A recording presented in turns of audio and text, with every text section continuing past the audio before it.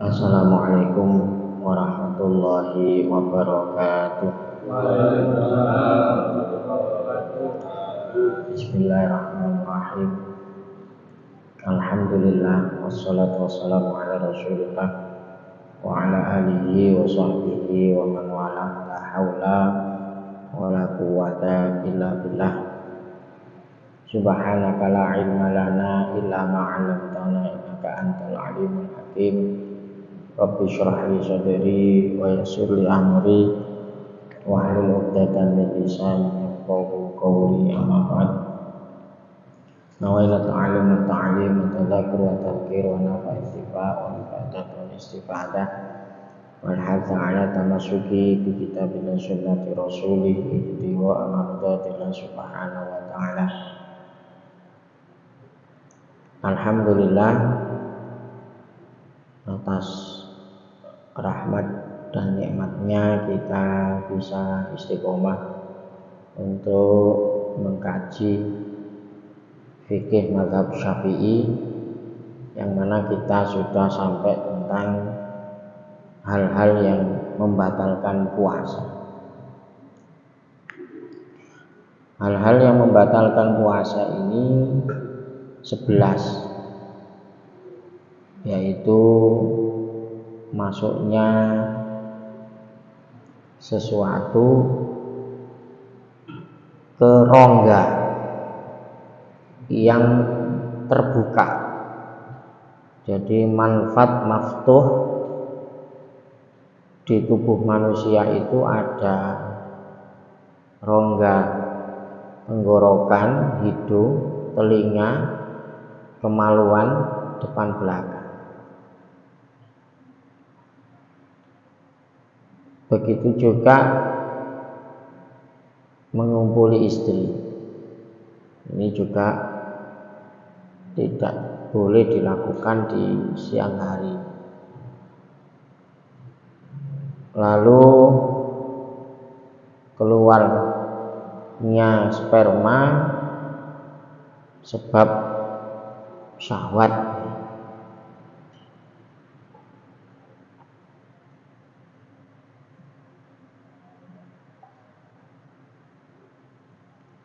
Ini maksudnya apa? Siang hari kita nyium atau nyentuh atau ngelus istri sehingga kita sampai keluar sperma, itu juga termasuk membatalkan. Tapi kalau ada penghalang, enggak.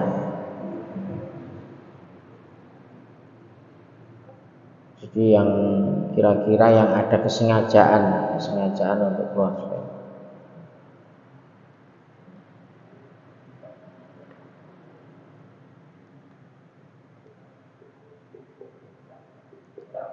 Yang membatalkan sebab kemasukan sesuatu di rongga tadi itu, ini pengecualian, tidak batal kalau satu lupa atau dipaksa, atau karena memang bodoh yang uzur ya. Jadi orang bodoh itu ada uzur. Uzurnya gimana? Contoh, orang ini jauh dari ulama, hidupnya di pedalaman, di situ tidak ada pengajian, tidak ada ulama atau yang ditanya, tidak ada, uripe nang pedalaman. Itu termasuk bisa menjadi bodoh yang uzur. Tapi kalau di sini ngomong bodoh, kenapa kak kalau sudah tahu bodoh kok tidak mau belajar? Jadi belajarnya ini wajib, dan itu tidak bisa alasan karena saya nggak tahu gimana, di pengajian di mana-mana itu ada, orang alim juga banyak yang ditanyai. Jadi itu termasuk bodoh yang tidak udzur. Kalau yang udzur itu yang tadi bodoh. Jadi sebetulnya orang yang melakukan sesuatu karena tidak tahu itu tidak dosa sebetulnya. Cuma yang jadi masalah itu adalah dia ini kenapa kok tidak mau belajar gitu ya.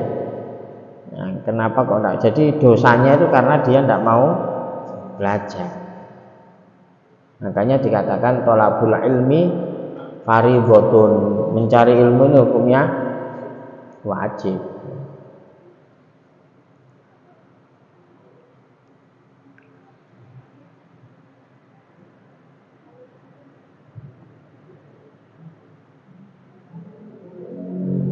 Jadi hal-hal yang membatalkan puasa ini memang banyak ya, tapi yang tadi itu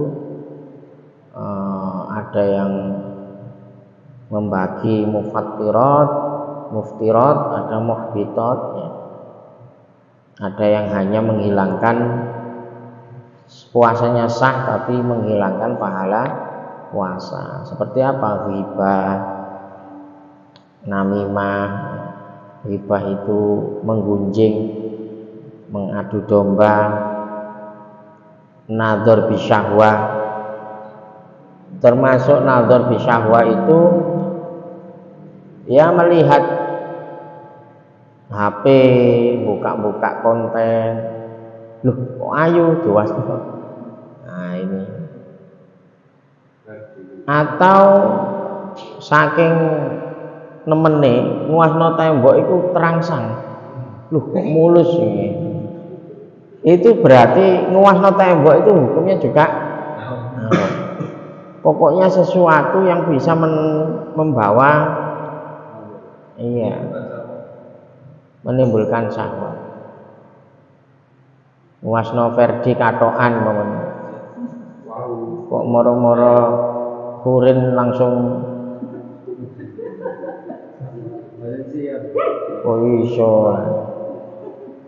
dijogo auratnya. Jadi aurat laki-laki itu baina surra wa rukbah, antara pusar sampai lutut. Nek gak kelambian ngono sik gak apa-apa. Nek wis katokan dhuwure dengkul iki sing. Jadi kita berusaha untuk memenuhi daripada perintah Allah Subhanahu wa taala.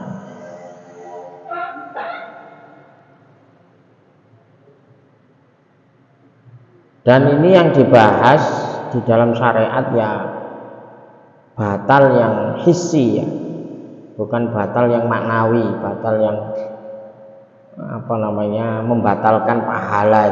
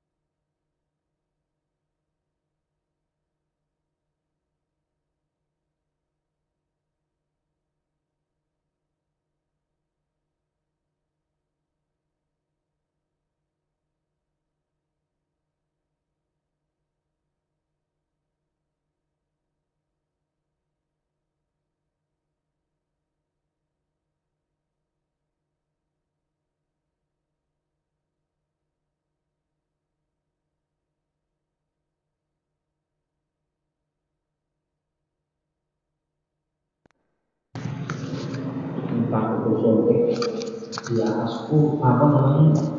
Itu ada suntuk itu yang ke daging atau hanya ke kulit saja. Ini apa namanya, itu juga sampai ke apa namanya, pembuluh darah. Jadi mesti campur ya. Dan tinjauan dokter itu bisa mengenyangkan dan bisa menjadikan orang ini lapar jadi kenyang, atau orang yang haus menjadi apa namanya, sudah terpenuhi, hausnya hilang. Nah, ini yang tinjauan dokter itu seperti itu. Cuman sekali lagi memang ibaratnya ini yang mutlak tidak boleh itu kan yang memang dari manfaat maftuh ya, seperti tenggorokan, telinga, itu kan jelas cara ngono tempat terbuka. Nah, tapi kayak mata, tetes mata ini ada salurannya enggak ya? Tapi ternyata juga ada, biasanya kita tetes mata itu terasa iya ada. Tapi menurut Syafi'i tetap aja makruh saja, nggak sampai membatalkan puasa. Jadi masih khilaf ya. Kalau ibtila unakhoma ono riak terus sampean lek, nah itu batal. Karena masih bisa dikeluarkan. Tapi lak jadi wis gak kena ya wis nggak apa-apa, terus nyantol ngene gak kena iso metu. Itu tidak mungkin dikeluarkan, maka tidak membatalkan puasa.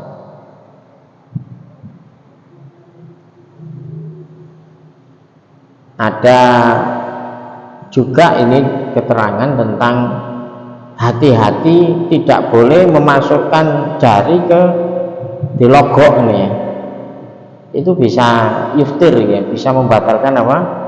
Puasa kan garano unta. Tapi kalau meneng-meneng masuk angin semutan itu enggak membatalkan apa? Puasa, asalkan semuanya dikeluarkan, tidak terus ditelan lagi.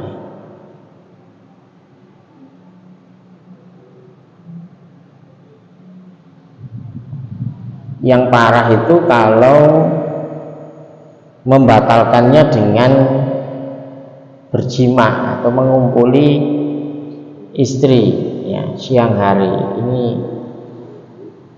kena kafaroh ya. Kafarohnya pilihan memerdekakan budak, berpuasa 2 bulan berturut-turut, atau yang terakhir memberi makan 60 fakir miskin. Tapi pernah pada zaman dulu ini ada seorang raja ini yang mengumpuli istrinya siang hari bulan puasa. Tapi waktu itu Pak, ada seorang ulama memutuskan tidak boleh, gak oleh memerdekakan budak atau memberi makan, harus hukumannya puasa berturut-turut. Loh ini kan partai urutan. Enggak, untuk ini enggak, karena ini raja. Raja itu ada budake. Jadi nanti dibuat ala nyantai budakku akeh. Jadi memang fungsi hukuman itu ngapokno ya, menjerakan. Kalau ada hukuman kok enggak ngenteng, itu mending ngelakoni meneh. Jadi hukuman ini harus disesuaikan. Tapi memang menurut kebanyakan para mazhab ini memang murad tabah ya. Itqu raqabah, memerdekakan budak, fa ilam yajid fasiyamu syahraini mutatabi'ain, 2 bulan berturut-turut. Fa ilam yastati fa it'amu sittina miskina. Kalau tidak mampu baru memberi makan 60 fakir miskin. Ini khusus untuk membatalkan yang dengan mengumpuli istri di siang hari. Kalau memang terpaksa ya mangan dhisik baru kumpul itu baru aman. Ini kesalahannya ini membatalkannya itu dengan langsung. Jane lah berpergian dulu atau kemana kan, kalau berpergian kan boleh tidak puasa. Tapi itu lungoe sadurunge coba.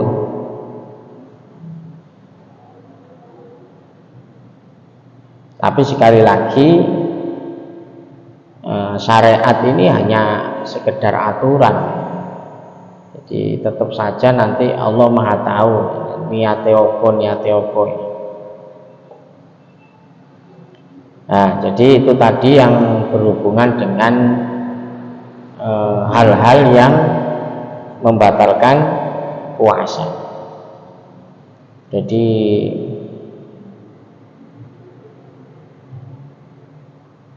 ini tadi ya, khusus ada yang raja ini tadi yang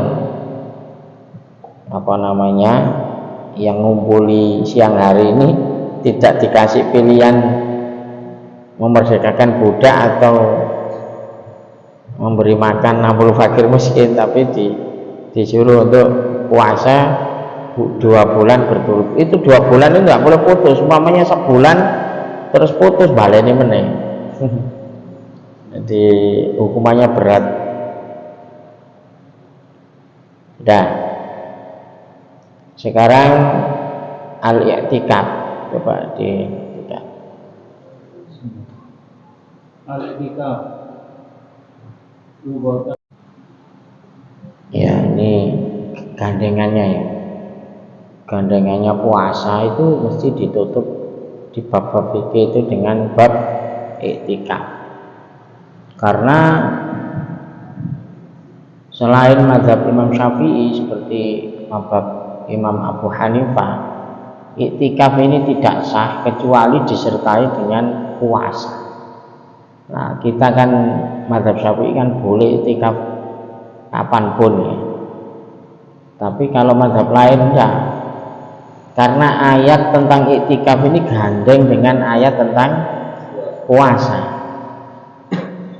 Makanya ketika bulan Ramadan itu sangat ramai sekali pembahasan tentang masalah i'tikaf, karena memang gandengannya poso itu i'tikaf. Apa sih i'tikaf itu? I'tikaf luatan al-lubsu wa syar'an al-sufil masjid saksin maksusotin biniyah. Jadi i'tikaf ini salah satu dari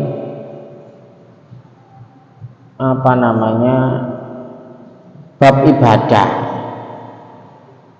dalam Al-Quran. Wala tubashiruhunna wa antum akifuna fil masajid. Janganlah mengumpuli istri-istrimu sedangkan kamu dalam keadaan i'tikaf. Dulu itu masjid itu nggak ada lampunya, ya, gelap ya. Terus tempatnya ya luas, cuman dikasih pinggiran ini. Jadi masih memungkinkan coro nggawa bojo terus kumpul itu. Kalau sekarang ya mustahil ya. Masjid itu wis padang ya. Jadi makanya ini ada, kalau ayat ini sudah menunjukkan wala tubashiruhunna wa antum akifuna fil masajid. Janganlah kamu ngumpuli istri-istrimu sedangkan kamu dalam keadaan. Jadi ini kan gandeng, ayat ini gandeng dengan ayat puasa di atas. Jadi berdiam diri, sebetulnya kalau menurut bahasa setiap berdiam diri, menahan diri baik urusan kebaikan atau urusan kejelekan, itu namanya i'tikaf. Di yaqufuna ala asnamil lahum, orang-orang jahiliyah itu yaqufuna, beriktikaf ala asnamil lahum, di depan patung-patung. Jadi istilahnya juga i'tikaf. Jadi i'tikaf itu menahan diri. Pokoknya menurut bahasa itu segala sesuatu kok menahan diri, tidak keluar, tidak kemana-mana, itu disebut dengan i'tikaf. Jadi bisa jadi i'tikaf itu kamar mandi, i'tikaf menurut bahasa. Tapi menurut istilah, berdiam diri di masjid dengan niat.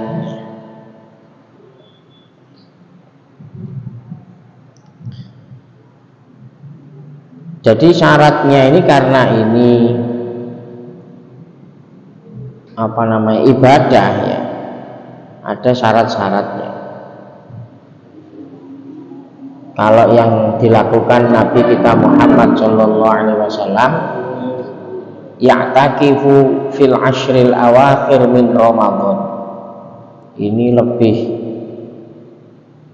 menfokuskan beriktikaf 10 terakhir bulan, wala yakhruj minal masjid, gak keluar masjid illa liqada'i hajah, kecuali hajatnya. Makanya di sini Abu Hanifah mengatakan anal i'tikaf la yan'aqid illa fis shaim, bahwa i'tikaf ini tidak dianggap kecuali dalam keadaan puasa. Jadi puasa ini syarat sahnya i'tikaf menurut pendapat Abu Hanifah. Jadi kalau malam i'tikaf berarti siangnya harus puasa, atau siang i'tikaf berarti ya harus juga puasa.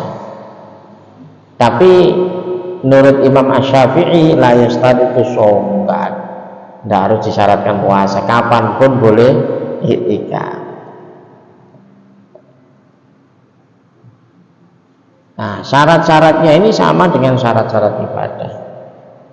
La tasihhu illa muta'ahil. Muta'ahil itu orang yang ya tahu ilmu, ahli. Ada ta'ahul syaklan, yaitu orang muslim berakal, mumayyiz, ahlinya. Orang ibadah kan tidak sah kalau tidak Islam, berbalik terus mumayyiz. Nah, kalau ta'ahul hakikatan ya wa huwa al-muhim wa in kana ibadah tasihu minal mu'athir syak, lakin la takbal illa muta'ahil hakikatan. Artinya muta'ahil hakikatnya ya harus benar-benar diniati i'tikaf itu memang karena Allah, bukan karena sombong atau karena riya atau zalim dan lain sebagainya.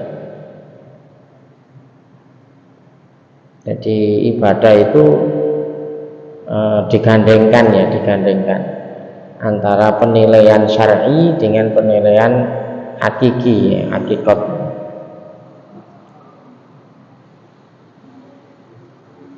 Jadi bisa jadi ya orang ini sholat tapi pakaiannya gosok ya, atau i'tikaf tapi tidak izin kalau itu memang pribadi masjid, atau apapun yang kira-kira memang itu menjadi syarat yang harus dipenuhi. Nah, jadi niat ini, rukun i'tikaf yang pertama niat ini adalah memang Ya, segala sesuatu ibadah tidak sah kecuali dengan niat. Innamal a'malu bin niat. Ini sudah dibahas.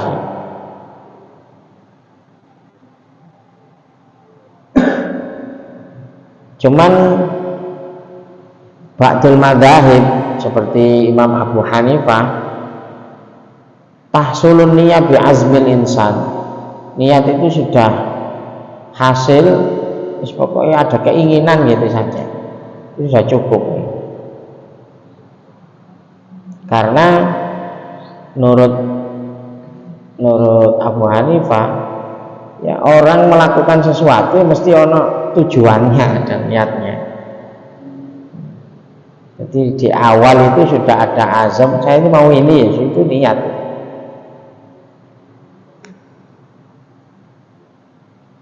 Jadi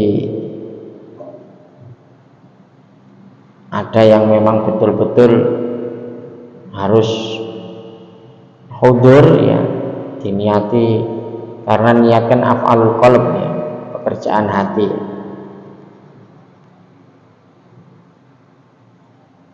Jadi iktikaf ini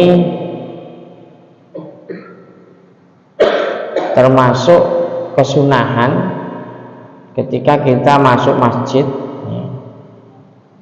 Pokok mlebu masjid wis langsung nawaitul iktikaf sunatan lillahi ta'ala. Jadi wis mlebu masjid iktikaf dibiasakan, ya. Kalau tidak ada niat paling tidak dapat pahala iktikaf. Atau memang kepingin lebih besar lagi pahalanya, diniatkan nazartul iktikaf fil masjid muddata julusi fihi. Aku nazar saiki iktikaf ke masjid selama saya duduk di sini. Karena apa itu? Untuk mencari pahala lebih besar. Jadi kan nggak mungkin gagal kan, karena dia sudah masuk masjid mesisan diniati saya iktikaf selama. Jadi nazar ini berbahaya itu kalau gak mesti ngono, ya. Aku nazar nanti kak iktikaf di masjid ini. Nah ini bahaya. Ini kalau sampai meleset tidak melaksanakan, maka dia terkena dosa. Tapi memang nazar ini salah satu cara untuk bisa mencapai tujuan. Jadi jenengan kalau punya hajat besar, umpama kepingin rabi, biar cepat terlaksana, coba kamu pasang nazar. Aku lak payu langsung belai wedhus. Semakin besar taruhan, itu taruhan ini ya. Semakin besar sampean masang nazarnya, itu semakin cepat. Tapi kudu temen, kak aja. Iya, sekali jenengan gak ana niat ya dosa. Jadi nazar itu kayak pendorong gitu, penyemangat, jadi pendorong, dan pahalanya lebih besar karena asalnya sunnah menjadi wajib. Dulu waktu saya kuliah di Tarim itu banyak anak pasang nazar ketika ujian itu banyak, saking pentingnya, saking kepinginnya sukses. Jadi pokok setiap habis ujian mesti mangan enak-enak, karena banyak yang masang nazar. Ono sing sampai beli kambing, ada yang beli ayam, pokoknya banyak yang pasang nazar, ya, untuk kesuksesan ujiannya. Dan memang ujian di sana itu ujian betul, gak kayak ujian yang ini, ujian betul. Jadi apa namanya, ibaratnya masuk ruang ujian kok gak belajar, wis masalah. Jadi gak ada mungkin nyontoh atau gak mungkin. Jadi apa, ujian itu 3 jam, sampai ujian itu dikasih minum, di fasilitasi. Terus guru atau ustadz atau dosen tidak boleh masuk di tempat ujian.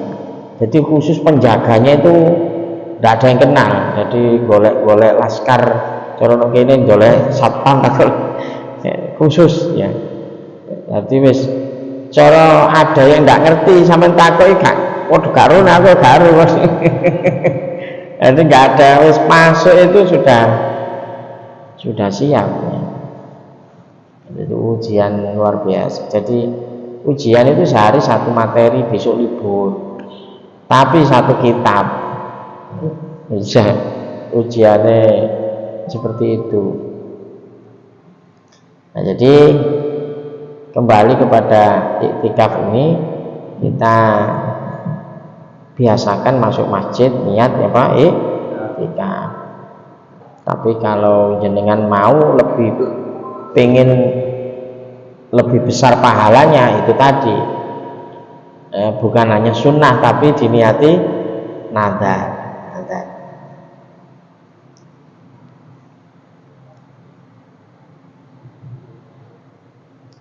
Ada yang ngomong nadar itu tidak boleh, kalau sudah masuk masjid terus nadar tidak boleh. Nadar itu harus dilakukan sebelum. Jadi jenenge kepingin kalau sekarang ada yang masang nadar, saya subuh nanti akan iktikaf di masjid ini. Nah itu baru boleh. Kalau sudah di dalam, saya tak nadar, wis nang jero kok nadar. Ada yang mengatakan layak fi li anna nadar qad yaqa'u qabla dukhulil masjid.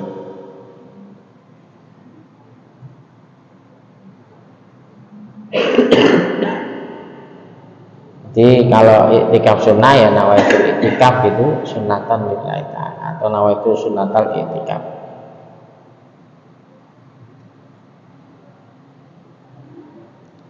Lalu rukun-rukun iktikaf ya ada 4 ya, mutakif orangnya, terus masjid. Iktikaf itu hanya boleh di masjid. Terus berdiam diri minimal ala qadri subhanallah, itu maknina. Terus niat. Yang membatalkan apa? Gila. Yang membatalkan iktikaf ada 7 ya. Gila, karena orang gila ini keluar dari ibadah ya. Atau pingsan yang disengaja ya, apa pingsan disengaja.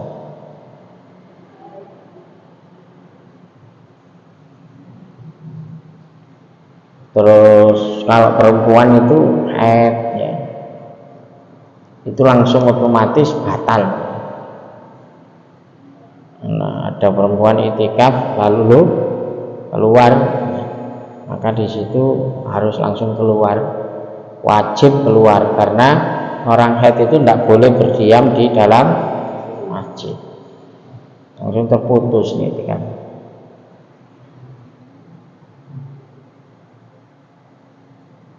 Terus murtadnya, naudzubillah. Jadi ibadah itu bisa batal kalau ada orang yang murtad.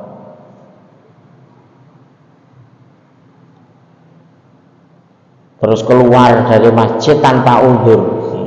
Kalau keluar masjid ada udzur masih dikatakan iktikaf. Kudu pipis ya. Habis selesai langsung masuk lagi masih nyambung ini. Karena ke kamar mandi. Tapi lak ngopi sik betul lah wis. Oh pedhot iku iktikaf. Jadi kalau untuk ke hammam, ke kamar mandi, nah ini tidak sampai mutus.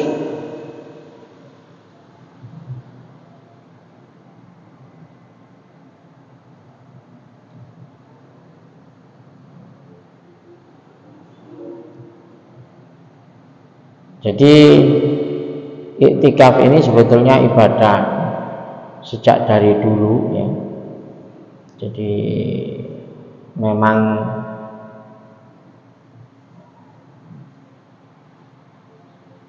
diam dirinya Rasulullah Shallallahu Alaihi Wasallam kalau zaman dulu, tapi belum di masjid ya, istilahnya nyari tempat ya. Tahanus di Gua Hiro, lawang saiki topo ya. Memang suatu saat kita itu memerlukan hal seperti itu, cara merenung lah, merenung tentang ciptaan, tentang apa hakikat hidup ya. Jadi seperti itu, makanya Rasulullah sebelum diangkat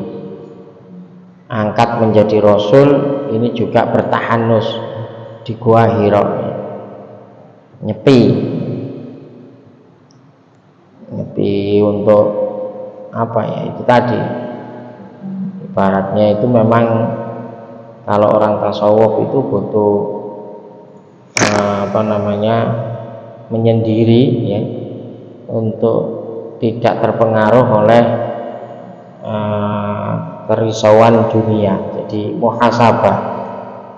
Nah ini nanti semoga kita semuanya bisa melaksanakan ibadah dengan istiqomah ya. Dan tentunya ibadah kita harus didasari dengan ilmu, dan insya Allah kita semuanya kalau sudah didasari dengan ilmu, ibadah kita bisa diterima oleh Allah Subhanahu wa taala. Ya Rabbana tarokna bi annana tarokna wa annana asrofna ala ladha asrofna fatub alaina taubatan sirri kulli hawba Rasulullah al-Awrati wa aminir wa ufirli walidina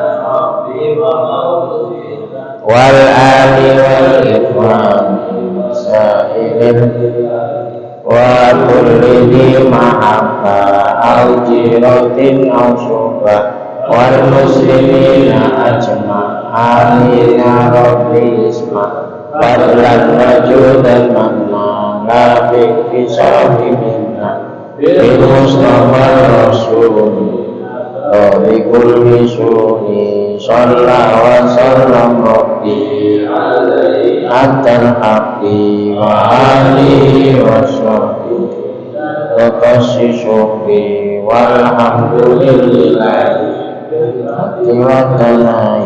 Subhana rabbika rabbil izzati amma yasifun, salamun alhamdulillahi rabbil alamin. Assalamualaikum warahmatullahi wabarakatuh.